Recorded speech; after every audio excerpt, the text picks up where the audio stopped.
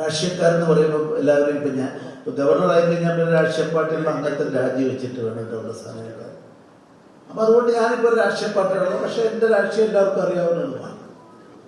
അപ്പം ഈ രാഷ്ട്രീയ പ്രവർത്തനത്തിലൂടെ കിട്ടുന്ന അനുഭവത്തിൻ്റെ സാക്ഷ്യപത്രം അത് പരാജയമായാലും, പരാജയത്തെ പറ്റി തെരഞ്ഞെടുപ്പിൽ മത്സരിച്ചു തോറ്റതിനെ കുറിച്ച് നമ്മുടെ മണി സി കാപ്പ പറയുകയുണ്ടായി.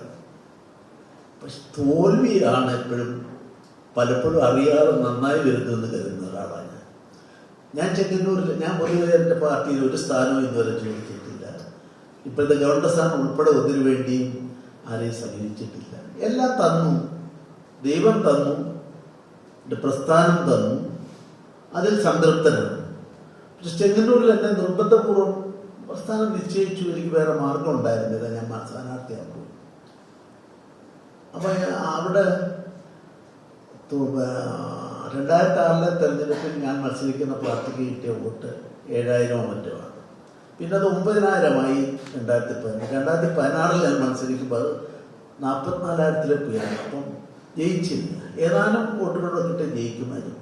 പക്ഷെ ഇപ്പം ഞാൻ കരുതുന്നു, ഞാൻ ജയിച്ചിരുന്നെങ്കിൽ, പറയാൻ പാടില്ലാത്തതാണ്, എൻ്റെ ഉള്ളിലുള്ളതായതിൻ്റെ പറയുന്നതാണ്, എനിക്ക് ഗവർണറാകാൻ സാധിക്കുമായിരുന്നു.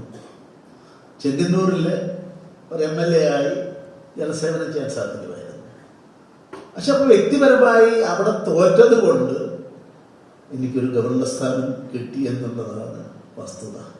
അപ്പം തോൽവി, പരാജയം കൂടുതൽ ശക്തമായി മുന്നോട്ട് പോകാനുള്ള വഴികാട്ടിയാണ്. ഇവിടെ നമ്മുടെ മന്ത്രിയെ സംബന്ധിച്ചിടത്തോളം ആ രാജ്യം, അത് മറ്റു രാജ്യങ്ങളാണെങ്കിൽ നമ്മുടെ രാജ്യത്ത് ഇപ്പോൾ സാധിക്കുമോ? ജനാധിപത്യത്തിൻ്റെ